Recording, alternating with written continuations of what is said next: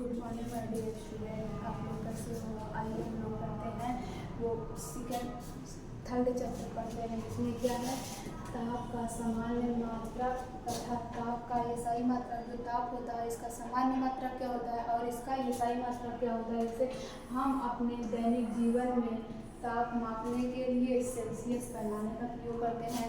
Celsius पैमाने का प्रयोग करते हैं जब अपने दैनिक जीवन में जो ताप होता है, जो टेम्परेचर होता है, उसको मापने के लिए किसका प्रयोग करते हैं, डिग्री सेल्सियस का प्रयोग करते हैं। फिर क्या है, इसलिए ताप जैसे गलनांक, क्वथनांक इत्यादि को क्या करते हैं,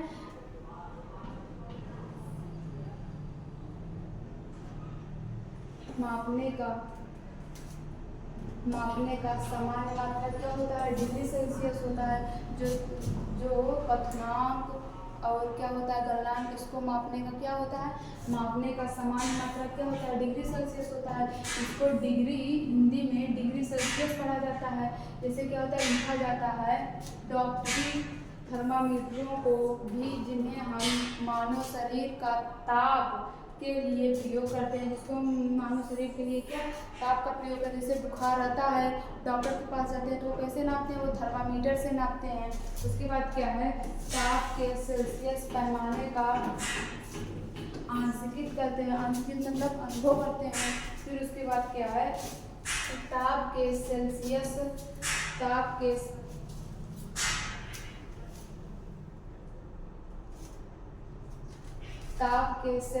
पैमाने का आंशिक करते हैं। ताप के सेल्सियस पैमाने पर बर्फ का गलनांक कितना होता है, 0 डिग्री सेल्सियस होता है। 0 डिग्री सेल्सियस होता है। और उसमें क्या, हिंदी में क्या बोलते हैं, 0 डिग्री सेल्सियस होता है। और क्या, और सेल्सियस पैमाने का जल का क्वथनांक कितना होता है, 100 डिग्री सेल्सियस होता है।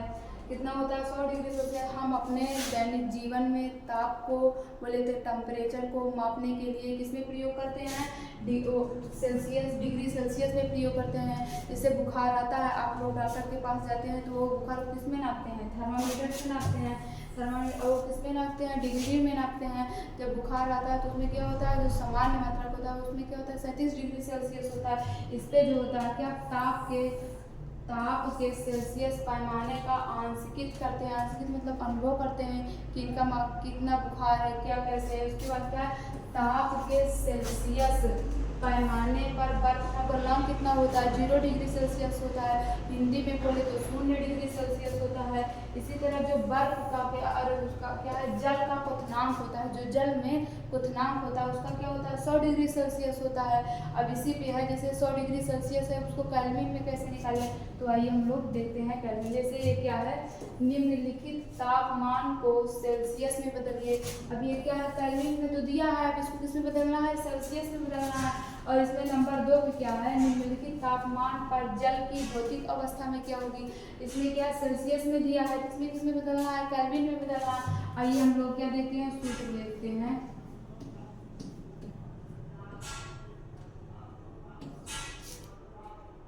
क्या होता है, सेल्सियस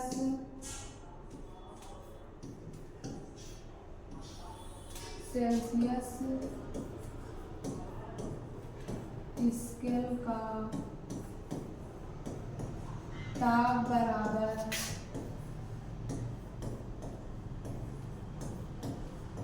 केल्विन स्केल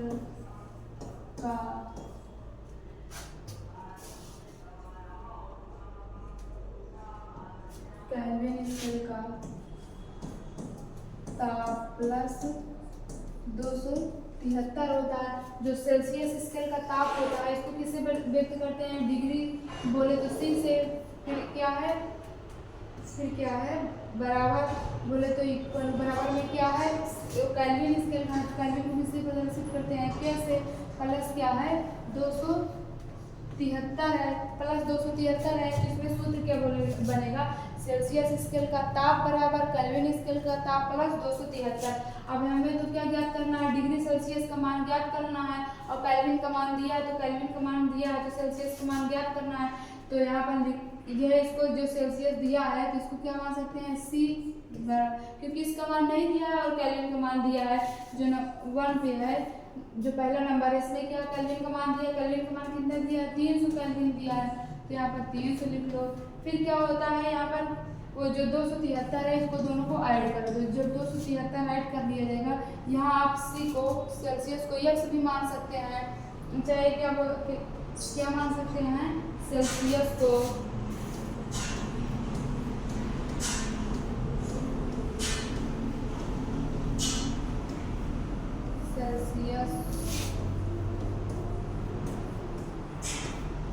स्केल को यक्स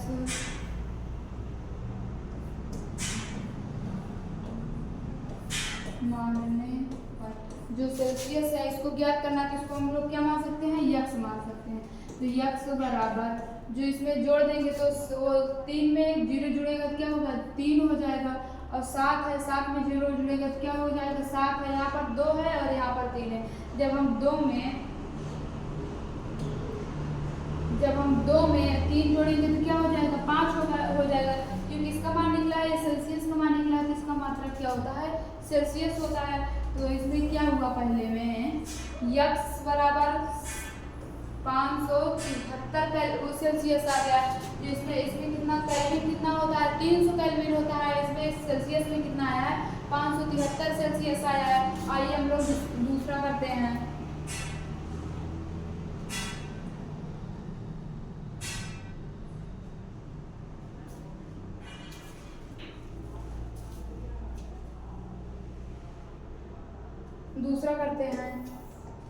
दूसरा इधर कर लेते हैं। दूसरे में क्या है बी नंबर में क्या है, ये पहला था और ये दूसरा है। दूसरे में क्या क्या दिया है 573 केल्विन, यहाँ पर 573 निकला है, वहाँ पर 573 केल्विन दिया है। अभी यही सूत्र को लिख सकते हैं इसको सॉल्व करने में, सेल्सियस बराबर के प्लस 273 है। सेल्सियस का मान तो नहीं पता, इसको ज्ञात करना है जिसको हम यक्स मान सकते हैं। फिर उसके बाद के का मान कितना दिया है 273 दिया है, फिर प्लस में तो अब इसमें क्या करेंगे 573 है इसमें 273 है, जब इसको 573 प्लस 273 कर देंगे तो यक्स बराबर 3 3 6 हो गया, उसके बाद 7 दूनी 14, 14 के 4 हासिल 1 2 और 5 5 2 7 7 1 8, ये डिग्री सेल्सियस में आ गया क्योंकि ये यक्स बराबर कितना आया है 846 डिग्री सेल्सियस आ गया है। अब इसमें क्या है सेल्सियस में दिया है तो केल्विन में बदलना पड़ेगा। आइए हम लोग केल्विन में बदलते हैं।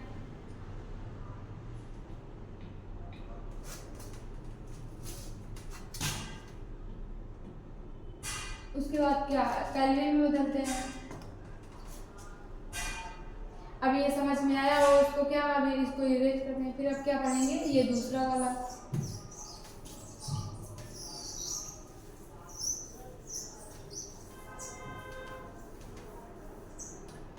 अब दूसरे में भी क्या लगेगा वही सूत्र लगेगा, क्या लगेगा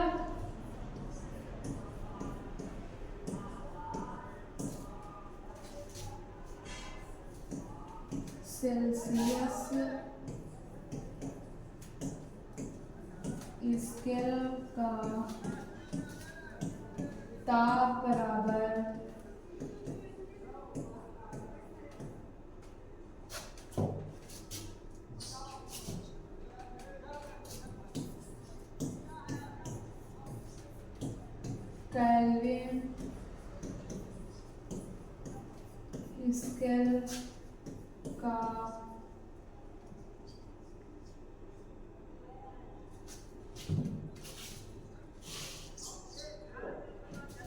केल्विन स्केल का केल्विन स्केल का ताप प्लस 273, इसमें भी वही सूत्र लगेगा। अब इसमें तो सेल्सियस का मान ज्ञात करना नहीं है, इसमें सेल्सियस का मान दिया है तो सेल्सियस का मान क्या होगा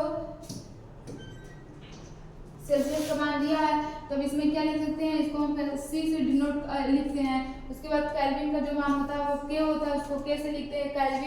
केल्विन स्केल का ताप क्या होता है के होता है, फिर प्लस क्या होता है 273, इसमें क्या लिख सकते हैं 273।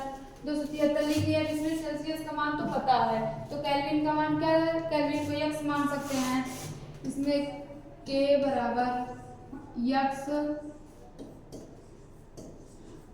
मानने पर, जो के बराबर केल्विन बराबर यक्स मान लिया, सेल्सियस का मान दिया है, कितना दिया है 250 बराबर केल्विन प्लस 273 दिया है। जो केल्विन का मान दिया है वो क्या दिया है 273 केल्विन दिया है। यहाँ पर क्या दिया है सेल्सियस का मान 250 दिया है। अब केल्विन का 273 है, 273 को हम लोग क्या करेंगे इधर लाएंगे तो क्या हो जाएगा माइनस हो जाएगा, बराबर क्या हो जाएगा 273। अब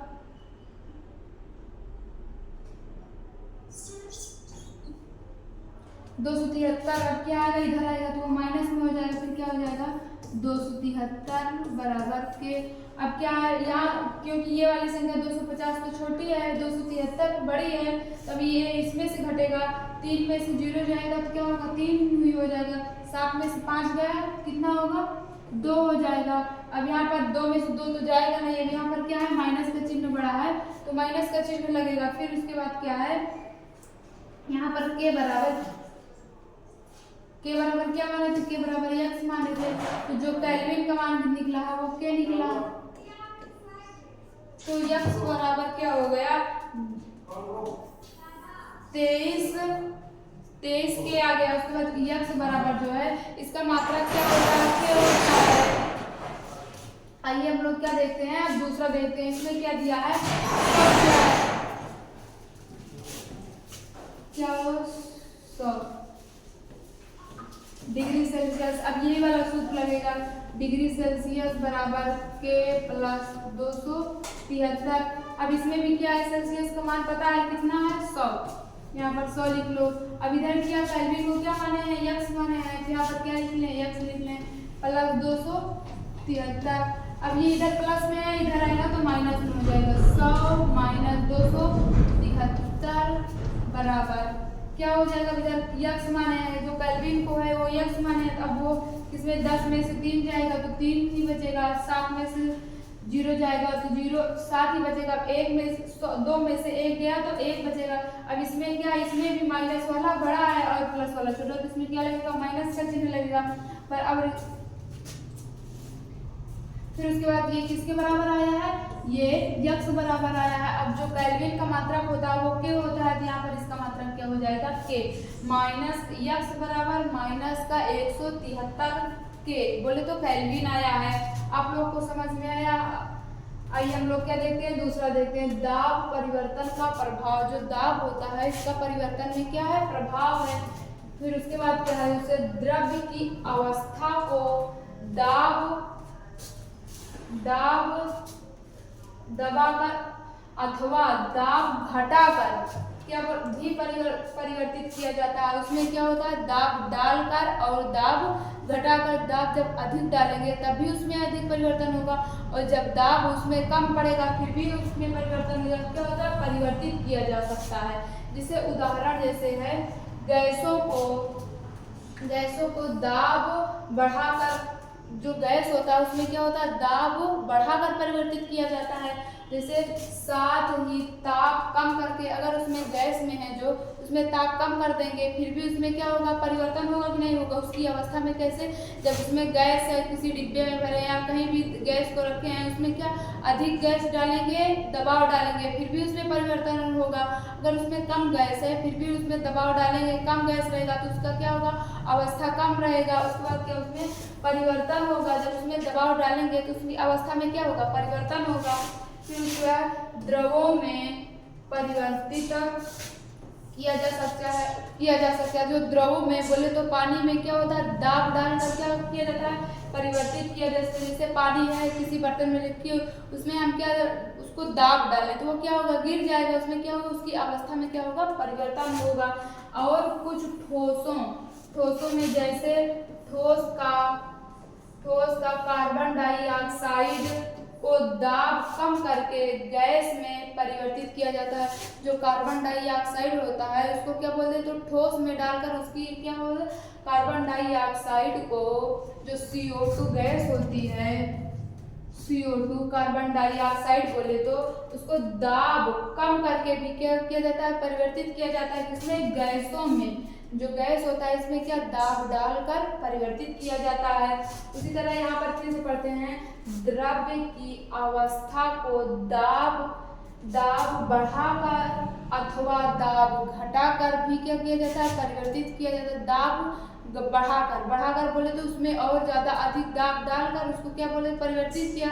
घटा करके उसमें से और कम करके उसको दबाव डालकर उसकी अवस्था में परिवर्तित किया जाता है। आइए हम लोग आगे देखते हैं। आगे यहाँ पर जैसे है, ये देखो इसमें क्या है, ये गैस के कण है जो ये हैं, ये क्या है, ये गैस के क्या है, कण है। नंबर 1 में जो है ये क्या है, दबाया जाता है किससे, पिस्टन से। जब इसको दबाया जाता है इसमें क्या हो रहा है, गैस भरा है। जब इसको गैस को पिस्टन से दबाया जाता है तो कैसे, ठंडा करके, किसको, इसमें जो है इसको ठंडा करके। ये क्या है, गैस के कण है जो ये छोटे छोटे दिख रहे हैं, ये गैस के कण है। इसको किसके, पिस्टन से दबाया जाता है। बोले तो जब इसमें गैस भरा है ऊपर से पिस्टन से क्या बोले, इसको दबाया जा रहा है, जिसकी क्या हो रहा है, इसकी अवस्था में परिवर्तन हो रहा है कि नहीं हो रहा है। अगर किसी चीज से इसमें पूरा गैस के अणु क्या है, भरे हुए हैं, फिर इसमें क्या हो रहा है, पिस्टन से दबाया जा रहा है तो इसमें क्या हो रहे हैं, गैस के अणु उसकी अवस्था में क्या हो रहे हैं, परिवर्तन हो रहे हैं। इसी तरह इसमें है ये नंबर 1। दूसरे में क्या है, गैस के कण जो हैं, जो इसमें गैस के कण हैं उसको समीप आते हैं। बोले तो ये जो गैस के कण हैं इसको इधर से क्या बोल रहे हैं, ये समीप है। देखो इधर ये क्या और नीचे है, ये जो ऊपर वाला है ये और नीचे से दबाया जा रहा है, इसके कण क्या आ रहे हैं और नीचे समीप आ रहे हैं और छोटे हो जा रहे हैं। और इसमें क्या है, ये पूरा फुल है तो इसको जब दबाया जा रहा है ये कैसा हो रहा है, ठंडा हो रहा है। ठंडा होके तो इसको दबाया, इसमें क्या है, इसमें समीप आ रहे हैं, जैसे दबा रहे हैं क्योंकि थोड़ा इसमें है, गैस के कण क्या है इसमें थोड़े हैं, तो जब इसको दबाएंगे तो ये क्या हो, वो और समीप जाएंगे। इसी तरह तीसरे में क्या है, C नंबर में क्या है, इसमें तो बस एकदम थोड़ा सा है, इसमें इतना है गैस का और इसमें इतना है और इसमें क्या है, इसमें पूरा कण से क्या है, भरा है। इसमें तो आधा है, इसमें क्या पर आधा भी नहीं, एकदम थोड़ा सा। इसमें क्या है, कण इतना समीप आ जाते हैं कि गैस द्रवित हो जाते हैं। द्रवित बोले तो इकट्ठा हो जाते हैं। इसमें इतना छोटे कण हो जाते हैं कि ये इकट्ठा हो जाते हैं दोनों।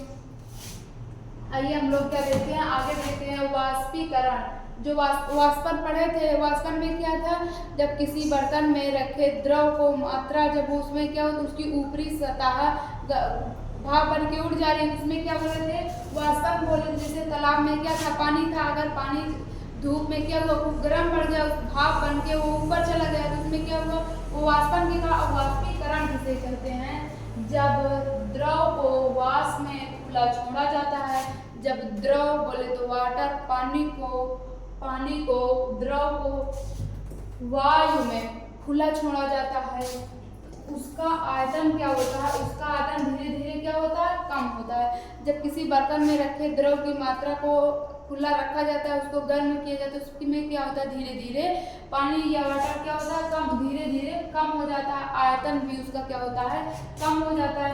तथा वाष्पन के कारण होता है, जो ये होता है किसके कारण होता है, वाष्पन के कारण होता है। इस प्रक्रम में सतह पर कुछ द्रव वाष्प या गैस में परिवर्तित हो जाते हैं। किसमें परिवर्तित हो जाते हैं, द्रव या वाष्प में परिवर्तित हो जाते हैं, या गैस में, वाष्प बोले थे, गैस में परिवर्तित हो जाते हैं।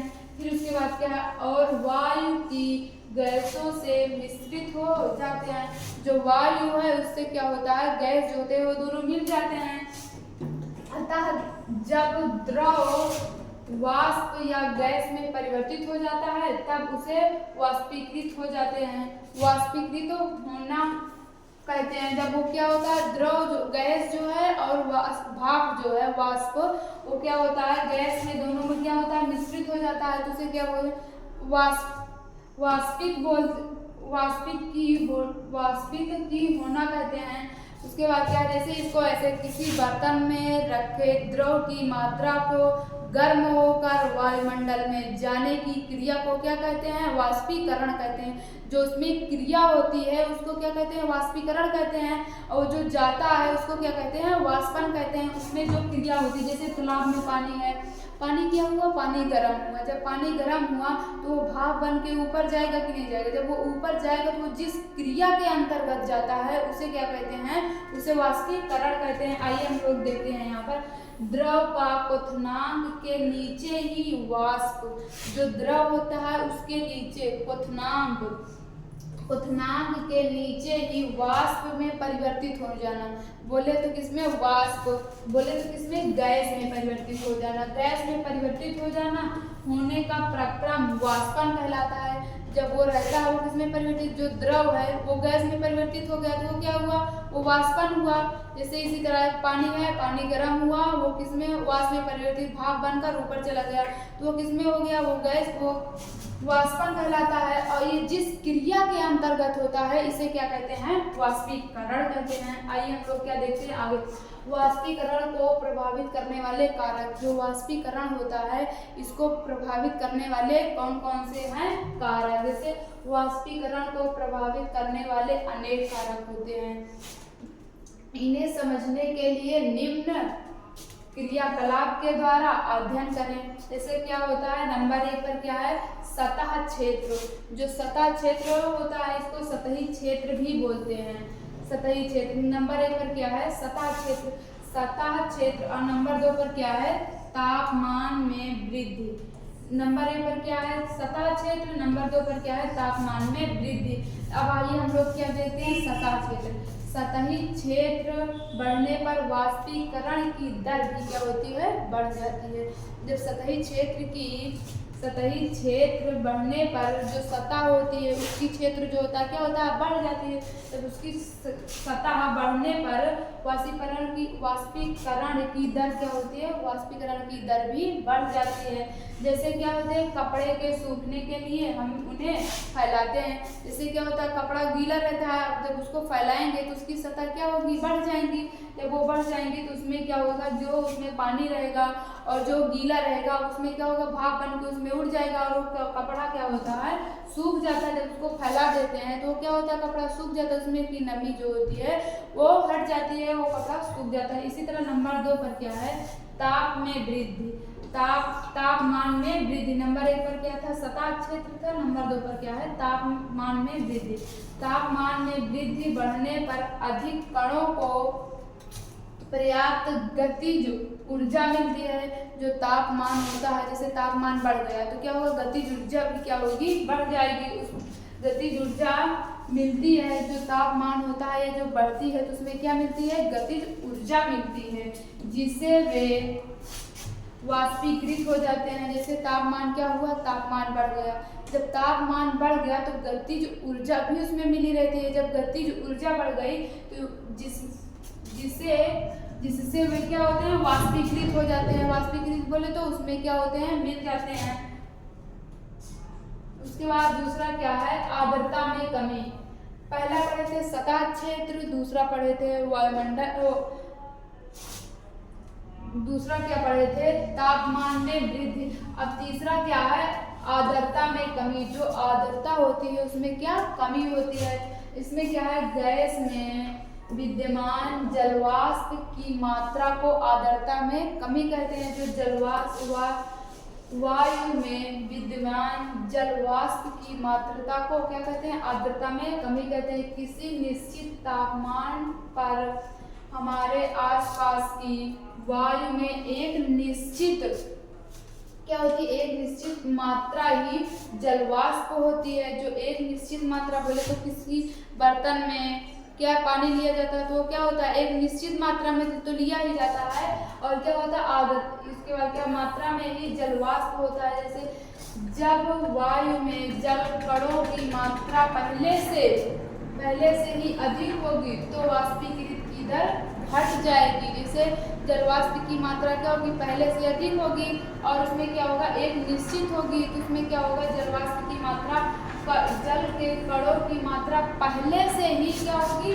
पहले से ही अधिक होगी तो उसमें क्या? वाष्पीकृत की दर क्या होगी? बढ़ जाएगी। वाष्पीकृत उसकी दर बोले तो जब वाष्पीकृत जैसे पानी रहता है, पानी जब गर्म होकर वायुमंडल में जाएगा, जैसे पानी जैसे रहेगा वैसे ही उसमें धूप लगी वैसे भी वो क्या होगा, वाष्पीकृत होगा। अगर धूप नहीं रहेगी, उसमें टेम्परेचर नहीं दिया जाएगा तो क्या जो वो पानी है वो वाष्प बनेगा। जैसे ये पानी है और ये पानी भाप बनकर क्या ऊपर जाएगा, ये ऊपर नहीं जाएगा, उतने पे ही रहेगा। इसीलिए बोल रहे हैं क्या, जल के कणों की मात्रा पहले से ही अधिक होगी तो वाष्पीकृत की दर क्या होगी, बढ़ जाएगी। यही क्या कहा जाता है, आर्द्रता में कमी। उसके बाद क्या घट जाती है, जो उसकी दर क्या होती है, घट जाती है, हम बोले बढ़ जाती है, सॉरी क्या है, घट जाती है। उसमें उसको क्या बोलेंगे, आर्द्रता में कमी बोलेंगे। और चौथा क्या है, वायु की गति में वृद्धि। जो चौथा है वो क्या है, वायु की गति में वृद्धि। जो वायु होती है इसकी गति जो होती है इसमें क्या वृद्धि होती है।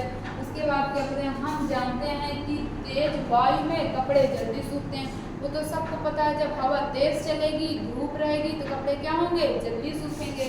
उसके बाद क्या, वायु को तेज होने से जलवाष्प के कण वायु के साथ उड़ जाते हैं जब कपड़े फैलाते हैं। उसके बाद क्या होता है, जब तेज हवा रहेगी तो कपड़े क्या होते हैं, जल्दी सूखते हैं। उसमें जो कण होंगे वो क्या होंगे, वायु के साथ उड़ जाएंगे। क्या, जिससे आसपास के जलवाष्प की मात्रा क्या होती है, घट जाती है। जैसे कपड़ा गीला है, उसको धूप में फैलाएं और वायु भी, हवा भी तेज चल रही है, फिर उसमें क्या होगा, जो उसके कण होंगे, जो जल के कण होंगे वो क्या होंगे, वाष्प बनकर उड़ जाएंगे। इसीलिए क्या बोल रहा है, आसपास के जलवाष्प की मात्रा क्या होती है, घट जाती है, बोले तो कम हो जाती है। इसको क्या कहते हैं, वायु की गति में वृद्धि। वाष्पीकरण को प्रभावित करने वाले कितने कारक थे, निम्नलिखित 4 कारक थे। नंबर 1 क्या था, सतह क्षेत्र, और नंबर 2 था क्या, वायु में वृद्धि, और नंबर 3 क्या है, आर्द्रता में कमी, और नंबर 4 पे क्या है, वायु की गति में वृद्धि। नंबर 4 पर क्या है, वायु के गति में वृद्धि। आइए हम लोग आगे देखते हैं। आगे क्या, वाष्पीकरण तथा क्वथन में अंतर। जो वाष्पीकरण होता है, अभी वाष्पीकरण पढ़े थे ना, जो वाष्पीकरण होता है और क्वथन में अंतर क्या होता है, आइए हम लोग पढ़ते हैं। नंबर 1 पर क्या है, वाष्पीकरण की क्रिया प्रत्येक ताप पर होती है। जो वाष्पीकरण की क्रिया होगी ये क्या होगी, प्रत्येक ताप पर होगी, ये भी पता है ना। जैसे तालाब में क्या हुआ, पानी है, अगर पानी की क्या होगी, क्रिया जब तेज से होगी तो भाप ज़्यादा तेज बनेगी और गैस भी क्या होगी, ज़्यादा तेज। इसी तरह इसमें क्या है, वाष्पीकरण की क्रिया प्रत्येक ताप पर होती है। और क्वथन जो होता है, क्वथन की क्रिया क्या होती है, एक निश्चित ताप पर होती है। जो ये क्वथन है, वाष्पीकरण की क्रिया तो प्रत्येक ताप पर होती है, पर क्वथन की क्रिया एक क्या होती है, निश्चित ताप पर होती है। इसी तरह दूसरे में क्या है, वाष्पीकरण की क्रिया में केवल द्रव की सतह पर उपस्थित अणु गैसीय अवस्था में पृथक हो जाते हैं। जो क्या होते हैं, वाष्पीकरण की क्रिया में जो द्रव के अणु होते हैं ये किसमें परिवर्तित हो जाते हैं, बोले तो गैस अवस्था में परिवर्तित हो जाते हैं। अभी बताया ना, जैसे पानी है, पानी को जब गर्म किया जाएगा, जैसे तालाब है, उसमें क्या हुआ, धूप लगी और उसके बाद धूप हुई, उसमें क्या वाष्पीकृत हुआ। जब वो गर्म हुआ तो वो वायुमंडल में जाएगा, तो उसमें क्या, वो गैस अवस्था में ही तो जाएगा कि द्रव अवस्था में जाएगा। जब वो वायुमंडल में जाएगा तो गैस अवस्था में जाएगा। गैस अवस्था में पृथक हो जाते हैं, पृथक हो जाते हैं मतलब गैस अवस्था में परिवर्तित हो जाते हैं या फिर बदल जाते हैं।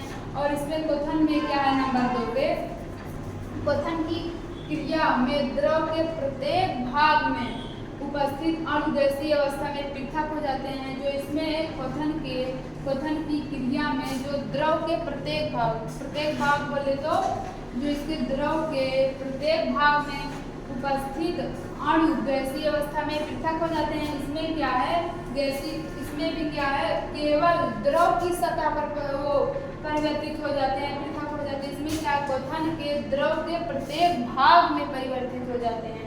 इसमें क्या है, प्रत्येक भाग में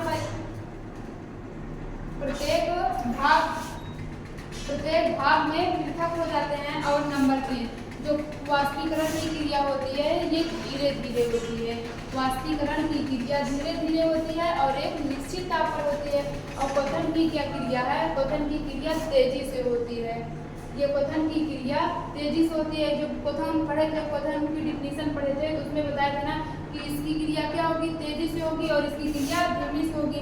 और नंबर 4 पर क्या है, यह क्रिया वायु के प्रवाह की गति तथा वायु की आर्द्रता से प्रभावित होती है। इसकी अभी वाष्पीकरण को प्रभावित करने वाले कारक जो पढ़े थे, उसमें क्या आया था, आर्द्रता में कमी। तो उसमें आर्द्रता में कमी है, तो जो आर्द्रता में कमी, तो उसमें क्या था, प्रभावित करने वाले कारक थे। और इसमें क्या, यह क्रिया वायु के प्रवाह की गति तथा वायु की आर्द्रता से प्रभावित हो जाते हैं, जैसे आर्द्रता में।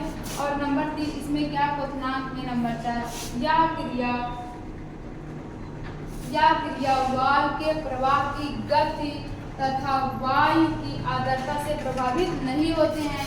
इसमें आर्द्रता से प्रभावित हो जाते हैं, इसमें आर्द्रता से प्रभावित नहीं होते हैं। जैसे इसमें क्या है, आर्द्रता से प्रभावित, अभी पढ़े थे ना आर्द्रता की डिफिनीशन, उसमें क्या है, जैसे आर्द्रता से क्या होता है, प्रभावित हो जाते हैं। इसमें क्या है, आर्द्रता से प्रभावित नहीं हो जाते हैं।